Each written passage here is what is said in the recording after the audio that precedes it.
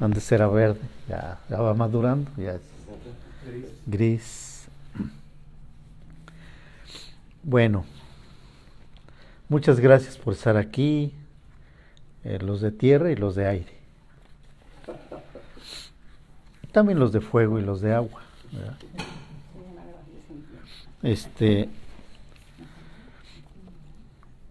Voy a leer la oración de las 33 T's.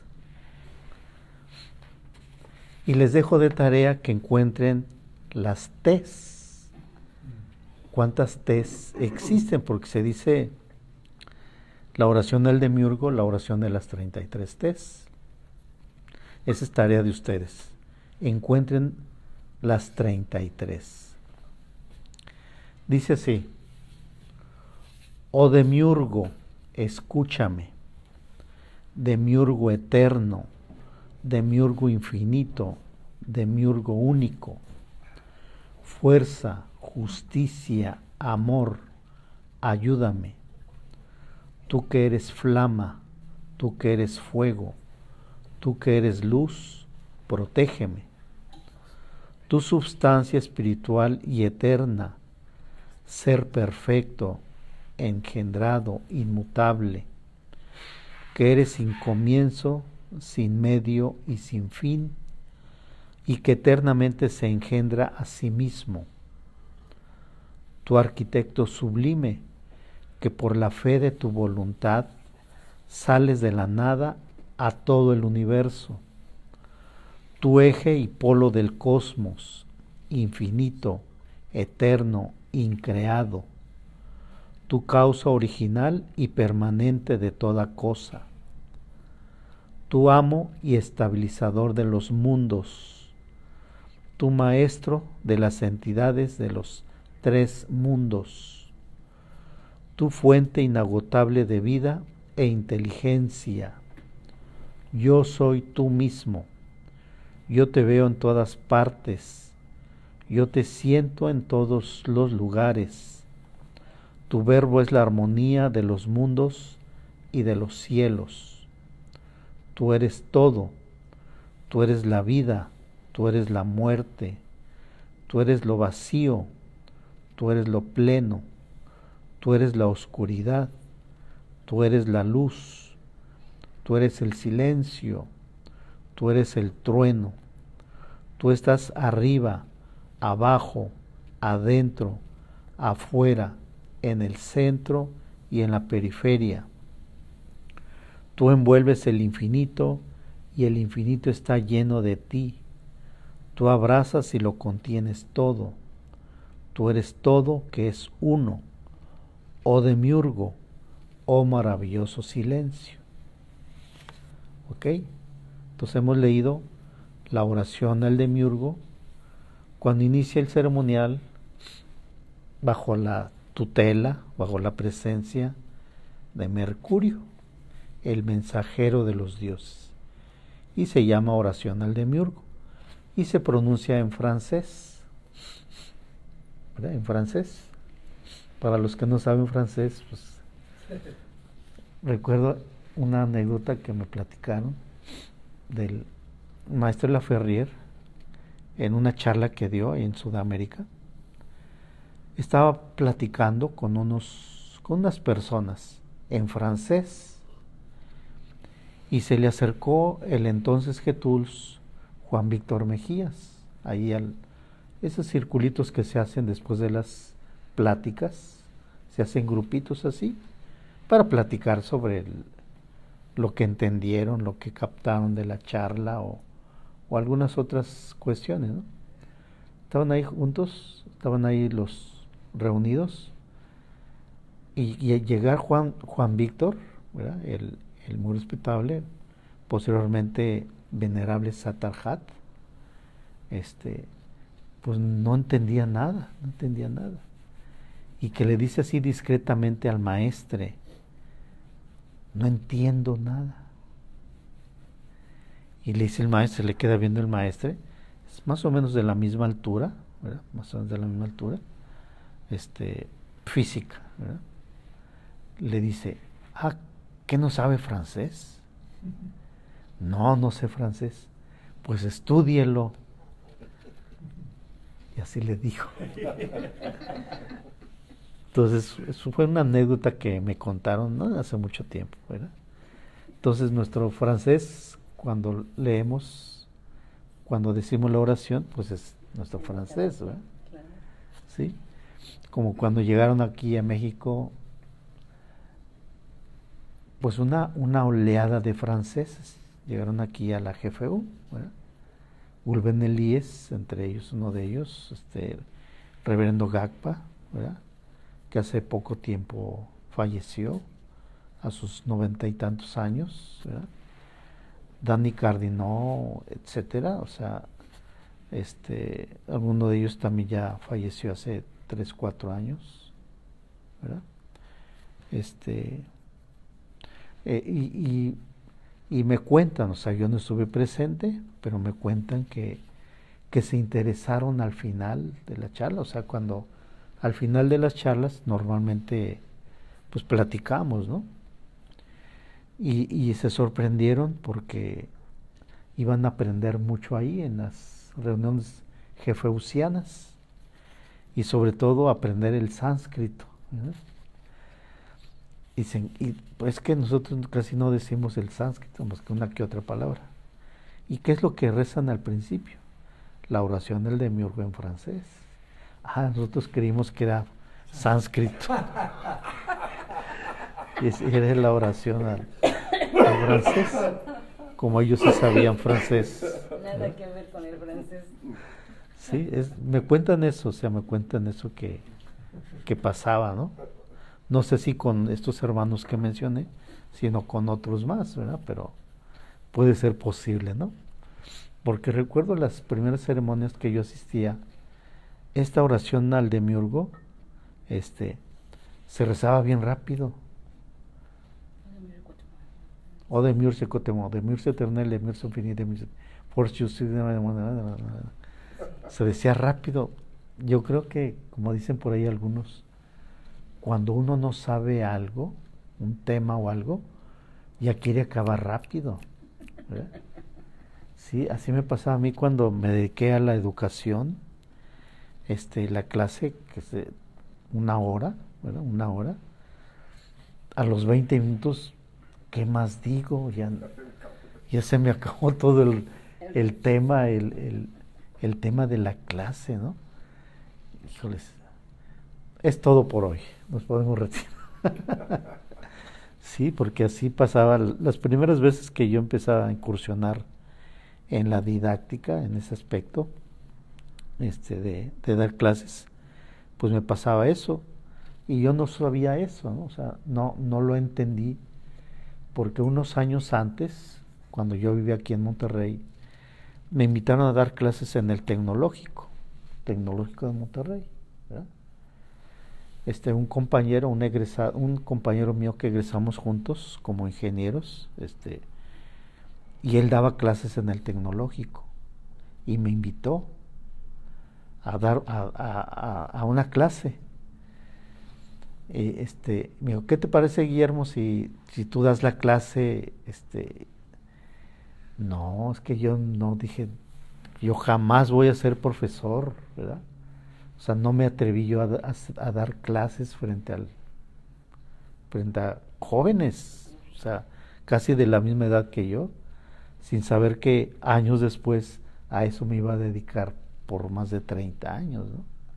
Sí, yo creo que no era tiempo, porque dije, yo nada más veía a los alumnos que me estaban viendo y lo que yo había preparado, dije, no, pues ya se me olvidó todo. Y si no, ahí estuviera ahí en el profesor del Tecnológico, pero no.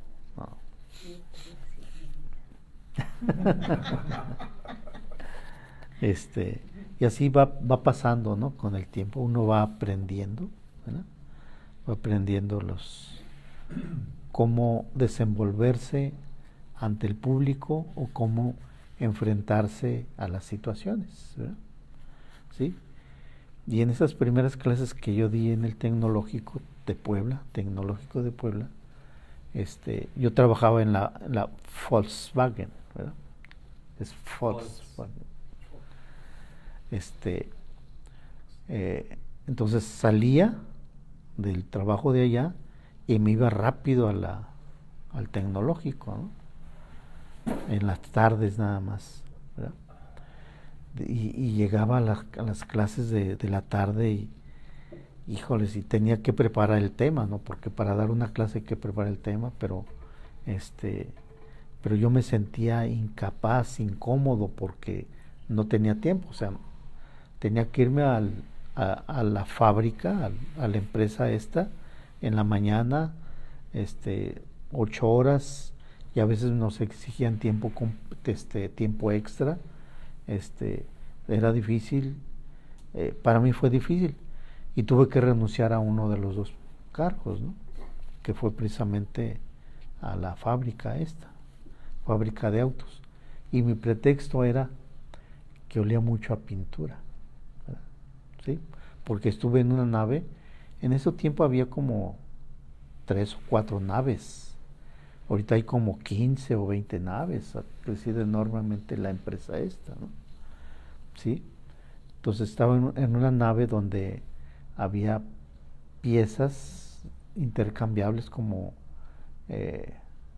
tapas de motor, ¿cómo se llaman esas cosas? Cofres, que se pintaban y llegaban oleadas así de pintura, ¿no? Entonces ya llegaba a la GFU, así como que se movía mucho, ¿no? Sí, por eso fue que el pretexto fue que renuncié a eso, ¿no? Sí. Y vivíamos en el instituto. Ahí en el instituto vivíamos unos 5 o 6. Éramos moradores de la casa sede de Puebla, ¿no? Porque era una casa muy grande, ¿no? Y en el último salón de allá, en el fondo, pues ahí estaban nuestras camas, ¿verdad? De algunos hermanos que todavía están acá, ¿verdad? Entre ellos Germán Farías y Edgardo Córdoba eran mis compañeros de habitación. Y otros más, Omar Valladares, si me está escuchando, un abrazo desde acá. Omar Valladares, y yo, éramos 4. Luego llegó Armando Valencia, también si me está escuchando, de Aguascalientes, ¿verdad? Ahí vivíamos, ¿verdad? Como moradores. Y aparte, en otra habitación estaba Toño Córdoba, también si me está viendo, un abrazo. Y Osvaldo Córdoba también, ahí, o sea, vivíamos todos ahí, pero moradores jóvenes, ¿no? Y después, por azares del destino, pues empieza uno a casarse, ¿no? Y se casaron Osvaldo, Edgardo, Germán, Omar, etcétera. Y yo fui el último que me casé de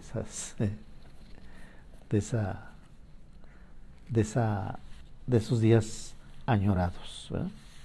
Bueno, pero ¿qué tiene que ver esto? ¿Por qué estoy platicando? Le leí esto porque algo tiene que ver con lo que nos salió hoy en el Bhagavad Gita, ¿verdad? Le dice Arjuna le dice a Krishna: oh Krishna, Señor bendito, todo el universo se deleita en tu poder y tu gloria. Huyen amedrentados los espíritus del mal cuando te ven, y los ejércitos celestiales cantan alabanzas y te adoran con inmensa devoción. ¿Cómo rehuir a tu alabanza? Oh Dios de los dioses, Creador excelso, morada eterna de los mundos. Eres el ser y el no ser, y lo que está por encima de ambos. Eres el infinito, el sempiterno, el absoluto. Eres el sostén del universo, el espíritu de los espíritus. Eres el conocedor y lo conocido, el excelso continente de todo cuanto existe, el recinto que se aloja en lo más alto. Eres Vayu, el dios de los vientos, Agni, el dios del fuego, Varuna, el dios de los mares, Prajapati, el dios de los parias, Sasanka, la luna, Prapitamaja, progenitor de la estirpe humana.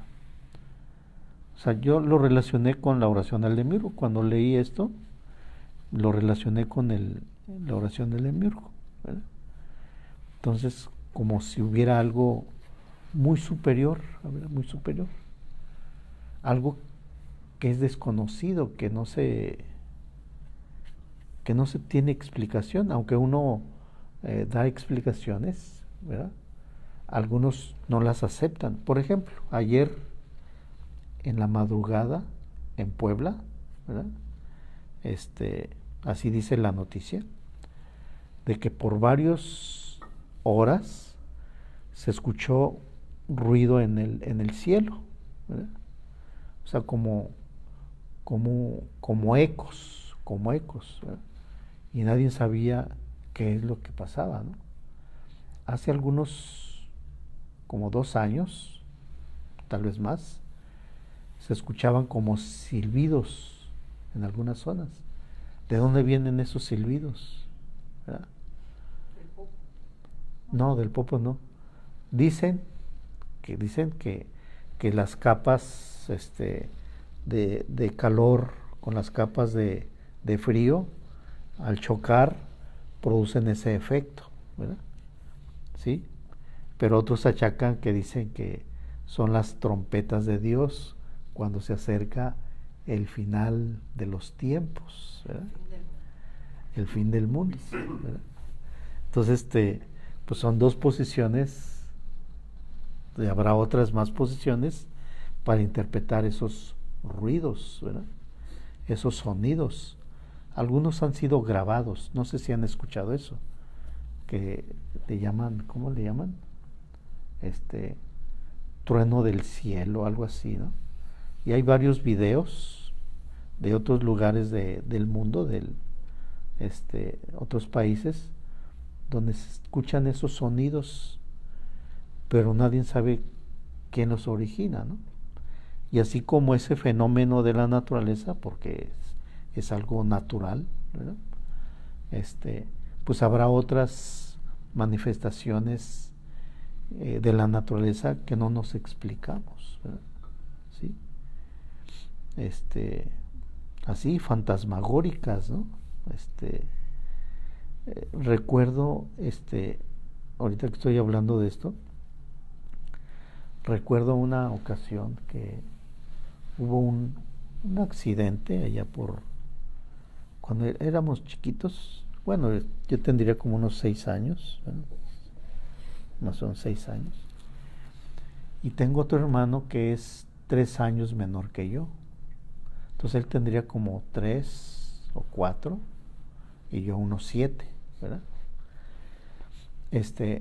Había enfrente de la casa donde vivíamos, de la vecindad donde vivíamos, enfrente, vivía otra persona, otros niños, ¿no?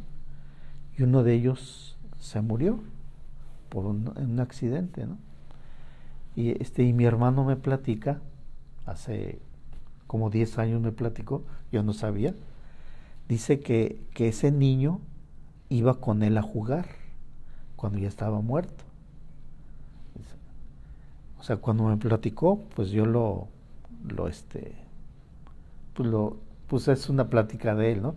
Ya adultos, ¿no? Ya, pero de niños nunca me platicó eso, de que jugaba con el amigo que se había muerto y él jugaba con él, ¿verdad? O sea, ¿cómo era eso, no?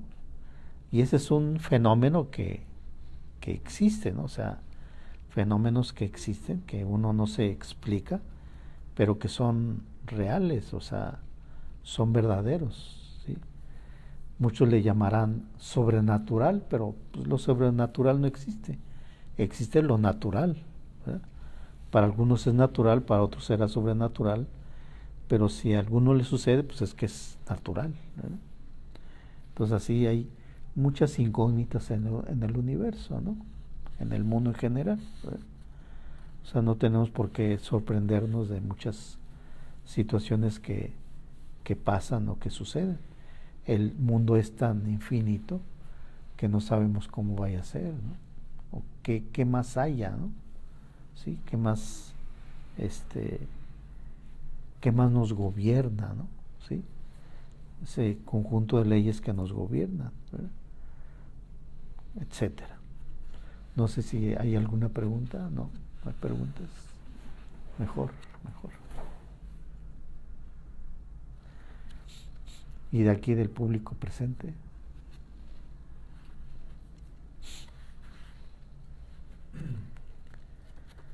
Maestro,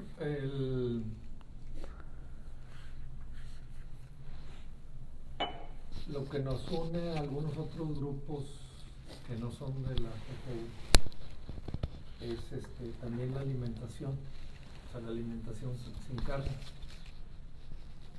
¿Qué nos puede decir de la alimentación, qué nos puede decir de la nutrición desde su experiencia? ¿De la nutrición? Sí, o de la alimentación sin carne. Ah, de la alimentación sin carne. O ¿cuál es la paleolítico? Es con carne y verduras. Ah. Y según la persona que hay del video, dice que él fue vegetariano y vegano y no sé qué más. Allá abajo tiene un libro de la dieta. De la dieta paleolítica, así se llama. Bueno. Aunque ahí en esa, por ejemplo, hablan de que que como que son los humanos que se parecen más a como estamos nosotros y supuestamente no tenían las enfermedades que tenemos ahora. Pero ahí lo que no dicen es que se morían mucho más jóvenes también. Pero bueno, ¿qué nos puede platicar de nutrición, alimentación? Bueno, pues quién sabe. Tendré que, así como le pasó a Juan Víctor Mejías, que no sabía francés, pues ahora tengo que estudiar. Bueno,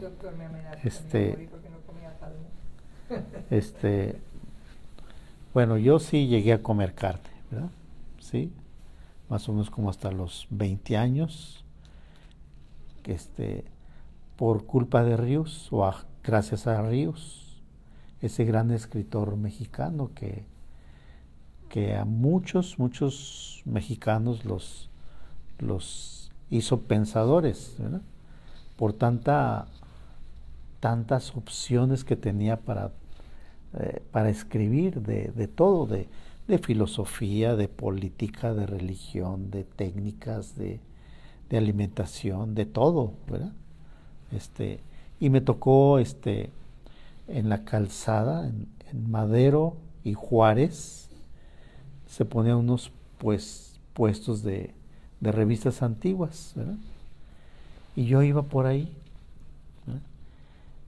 Pues a escarbar ahí entre los libros, porque a mí me interesaba mucho la información, era muy intelectual, ¿verdad? Y me encontré un cuento de esos que valían $1.20 o unos 50, no me acuerdo cuántos, pero de los agachados. Él escribió Los Agachados, pero sí, escribió este panfleto independiente, La panza es primero. Eso fue después. O sea, cuando yo compré ese cuento, el título era ¿Come usted mejor que su perro? Me interesó el tema y de ahí me hice vegetariano, ¿verdad? Llegando a mi casa, pues ya no quise comer carne, pero eran regaños de mi mamá, de mis hermanos, de mi papá, pero yo aguanté. O sea, al principio nada más aislaba la carne y me comía todo lo demás. O sea, me regañaba, pero era tanta mi insistencia, mi voluntad, que un día ya decidió mi mamá hacerme comida especial, ¿verdad? Y especial era no guisar con carne lo que me iba a dar a mí. le agradezco mucho a mi mamá pues que, no sé, una gran mamá que tuve, ¿no? Y me respetó de ahí en adelante, ¿no? Entonces, al leer el cuento me hice vegetariano, ¿verdad? Porque los perros pues comen carne, ¿verdad? Bueno, ¿cuál es la diferencia? Bueno, mis padres no fueron vegetarianos. Mi hermano llegó a ser vegetariano en una época. Mi hermano Jesús, que ojalá me esté viendo por ahí, ¿verdad? Pero ninguno. Pero en cuanto a la forma de ser, como ayer les decía de mi padre, para mí fue un ejemplo a seguir, ¿no? Por su bondad, por su amabilidad, por su sinceridad, por su lealtad, fidelidad, etcétera, ¿no? Honestidad, etcétera, ¿no? Y él no comía carne, entonces él sí comía carne. O sea, hay unas personas que aunque coman carne, su forma de ser es amable, tranquila, honesta, etcétera, ¿no? Y hay todo lo contrario también. Igualmente pasará a nivel de los vegetarianos. Habrá vegetarianos cuyo comportamiento no sea agradable, sino puede ser desagradable, ¿no? O sea, hay de todo, ¿no? Hay de todo, ¿sí? Bueno, ya analizando un poquito más esta situación, nos damos cuenta que los animales que comen carne, ¿verdad? Como los tigres, los leones, etcétera, viven pocos años, ¿verdad? Su vida es de poco tiempo y sus funciones son extremadamente rápidas, ¿no? O sea,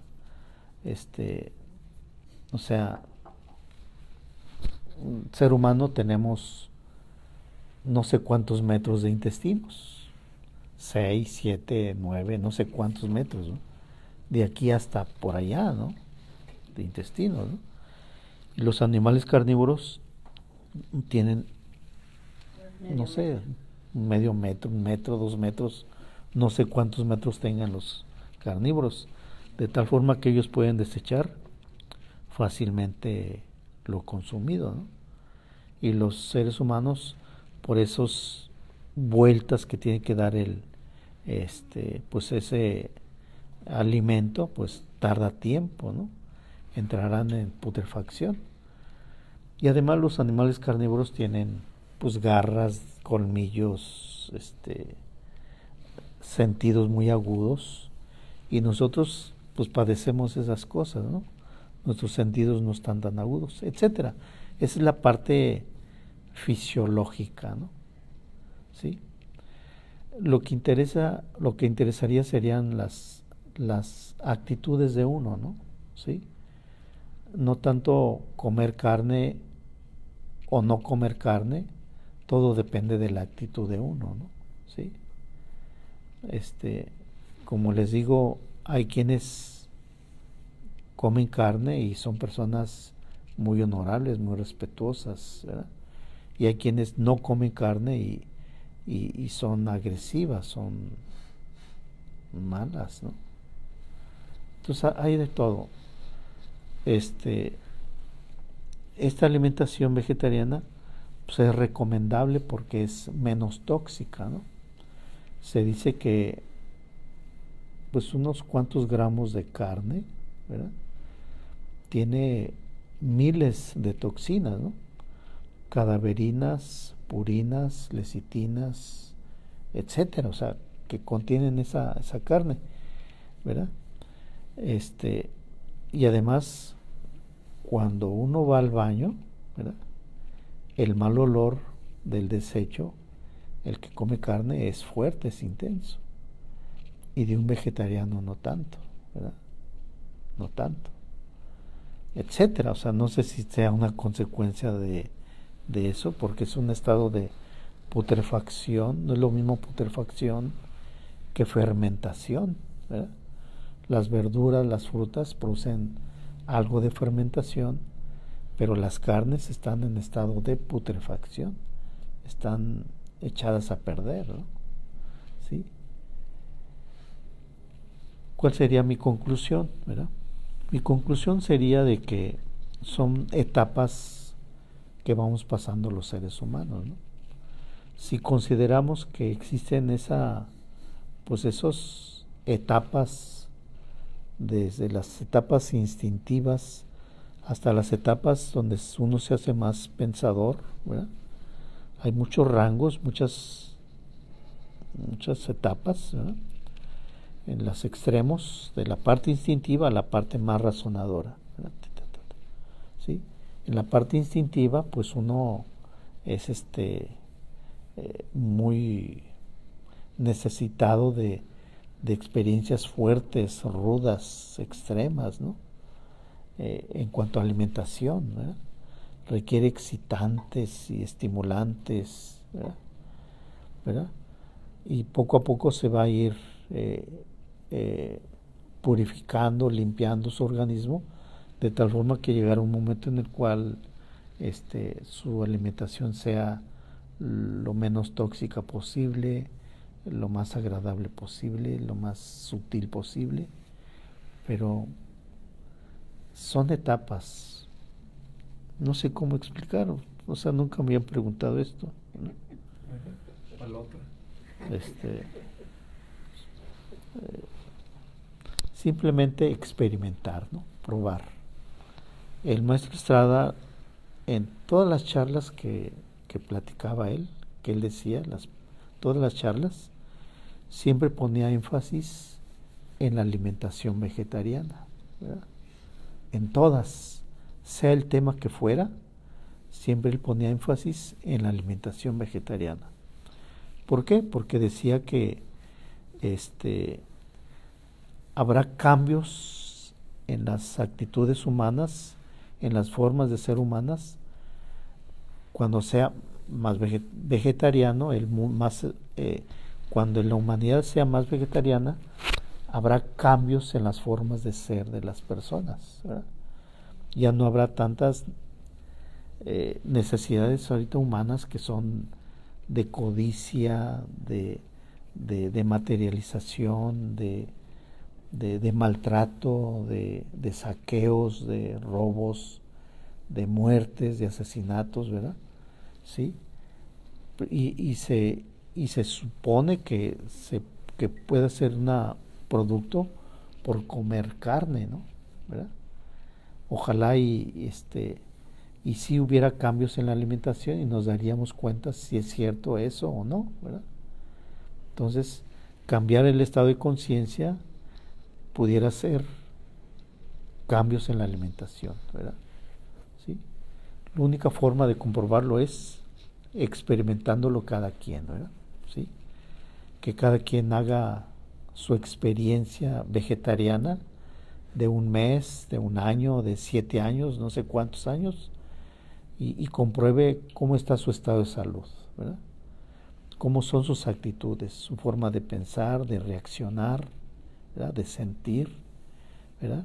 De expresar los sentimientos, ¿verdad? Con un tipo de alimentación y con otra, ¿verdad? Solamente experimentar, ¿verdad? No hay de otra forma, ¿no? ¿Sí? Y eso es para cada quien, ¿verdad? Cada persona verá sus resultados, ¿no? ¿Sí? Pero aquí en la red GFU se recomienda ser vegetariano, se recomienda, que no es obligatorio, ¿no? En la red cultural, esta red de la fraternidad humana, se recomienda ser vegetariano, ¿verdad?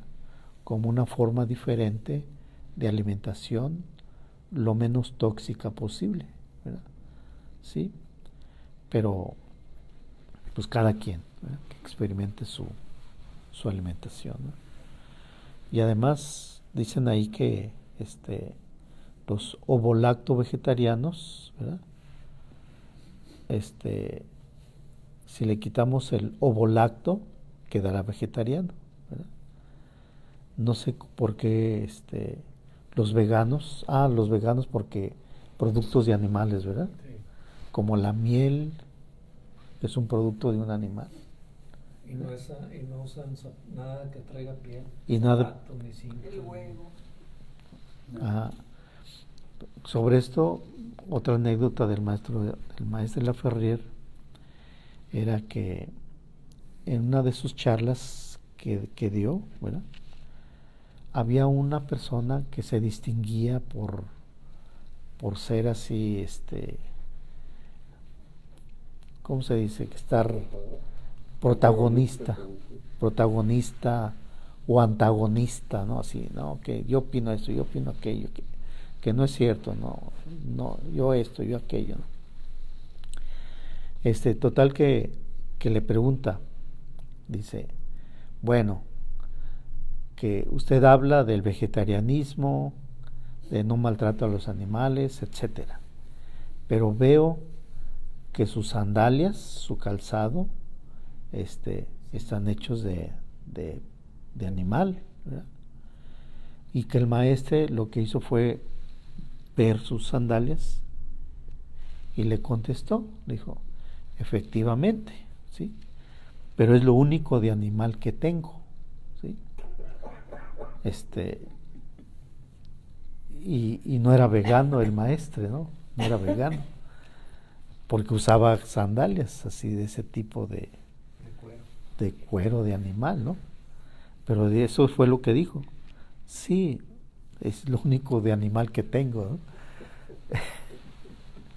¿Quién sabe, ¿no? Como cuando le preguntaron la otra vez, después de la charla, ¿verdad?, se acercaron a él y ese día en la recepción empezaron a repartir tacitas con arroz con leche, ¿verdad? Arroz con leche. Y estaba el maestro con su tacita con su arroz de leche, ¿no? Y casi todos así con sus tacitas. Y se le acercó una persona que a lo mejor no le quedó claro el tema, ¿no? El tema del paraíso. ¿Qué es el paraíso? ¿Sí?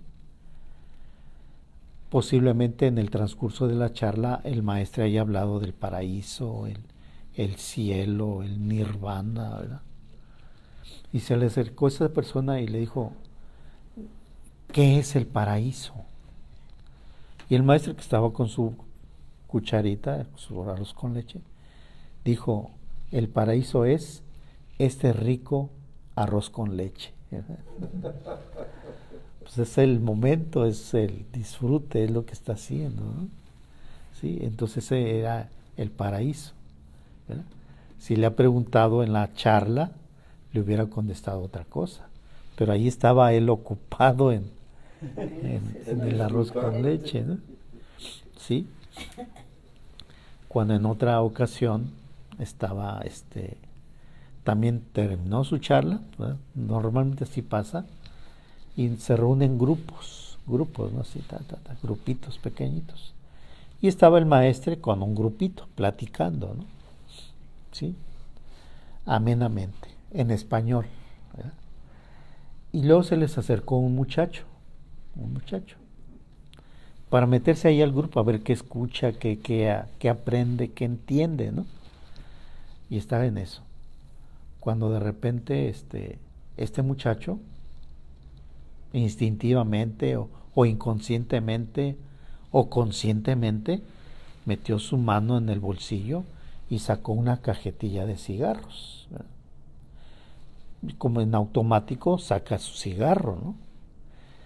Y en ese momento el maestro se retira el maestro.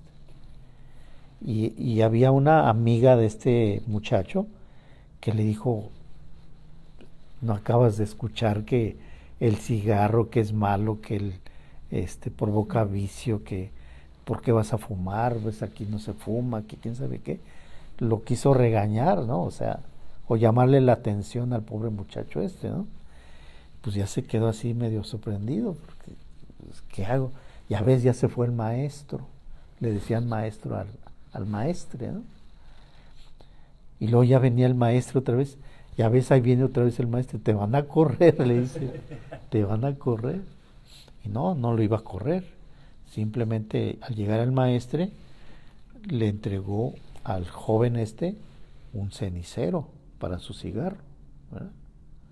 y les dijo al grupito ese con el que estaba, dice, para él tolerancia, para ustedes disciplina. ¿Sí? Y esa fue la lección que les dijo, o sea, para los que entienden que el cigarro es dañino, ¿sí? Disciplina, porque a veces el vicio jala, atrae, ¿sí? Esa inercia que tiene uno por el tabaco, por el alcohol, por lo que sea, ¿verdad? Por los malos hábitos. Por los malos hábitos, atrae, jala. ¿Sí? Para ello requieren disciplina. Para los que no tienen disciplina o por los que todavía no comprenden bien eso, pues la tolerancia, ¿no? ¿Sí? Por eso le llevó el cenicero al muchacho y eso le dijo, para él tolerancia, pero para ustedes disciplina, ¿no?